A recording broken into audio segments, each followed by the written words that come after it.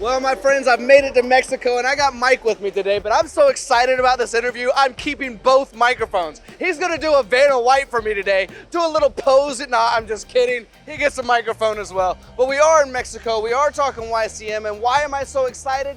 Because I've seen what these machines can do, the precision that they create, the micron tolerances at a budget-friendly price. And here in Mexico, budget-friendly is music to their ears. So Mike, let's talk about YCM and your relationship here, a new relationship from what I understand, here with the HEAC family, but actually under a different name.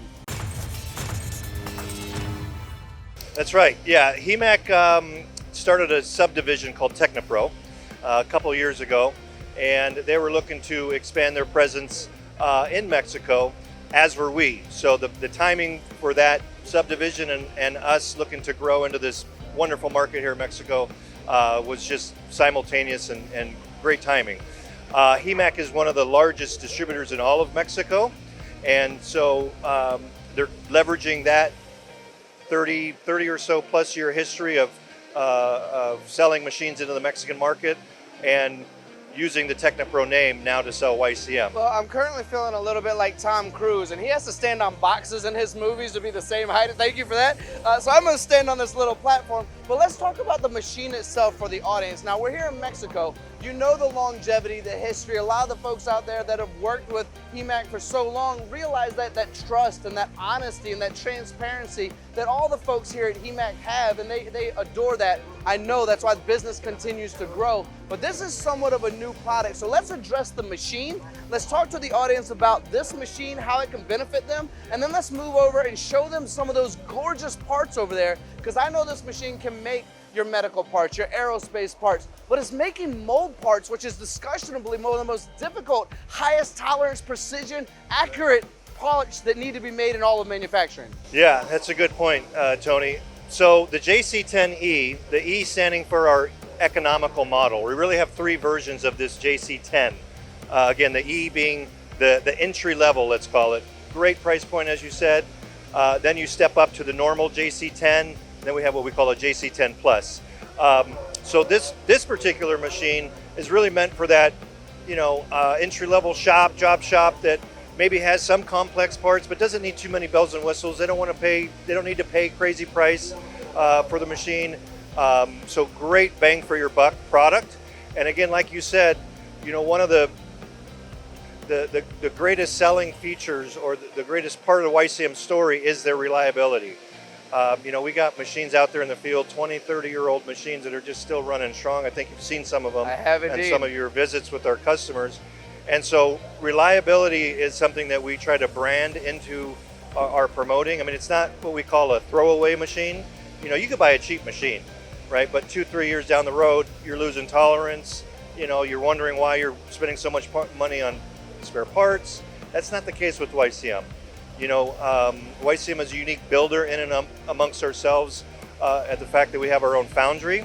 So all of our castings are done in-house. We hand scrape all of our core components, the foundry being the heartbeat of the factory, and if you don't have a solid casting, a solid base of a machine, again, what do you have? Yeah, it's a really great explanation.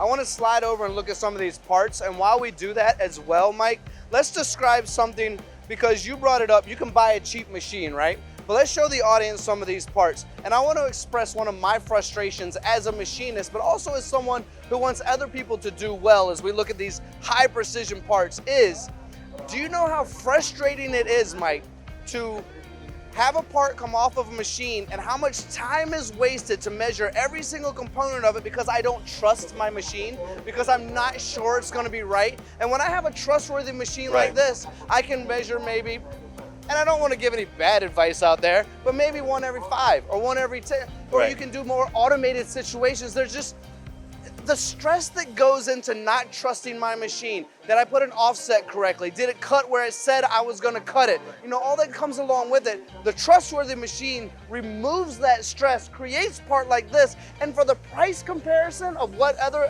parts machines are out there, I mean, I can't think of any other machines off the top of my head that give us both that accuracy along with that price point. No, you're exactly right. And I say it a lot, in terms of the sales process. When you're buying a machine, at the end of the day, you're buying the machine, but really what you're buying is trust. But make no mistake, YCM machines, in terms of tolerance, performance, and like I said, reliability, we keep up with everybody. You know, and we surprise even ourselves sometimes. Like you said, when you went to Zero Tolerance and you saw Steve's machine, a guy that was making, you know, very complex molds. Easily a world leader. If you've not seen Zero Tolerance in Steve's shop, easily one of the world leaders in mold making. I'll tell you that right now. Please continue. Maybe you could put a link to that video. That's an excellent video. He didn't believe his own people. right? You're making it up. It can't be done this way. So he had to go verify, wow, this YCM is actually performing to that standard. So that's what we're capable of. But the question is why? How does that happen? I think we've covered all the topics we need to cover. I want to hear the Mexican perspective of all of this as well. Someone who's from, as you can see here, TechniPro, part of HEMAC as well. Mike, thank you so much for spending time with us. Thank you, Tony. We will also do a podcast. I promise the audience. I look forward to that. Thank you so much for being down here, man. Absolutely, my pleasure. Thank you.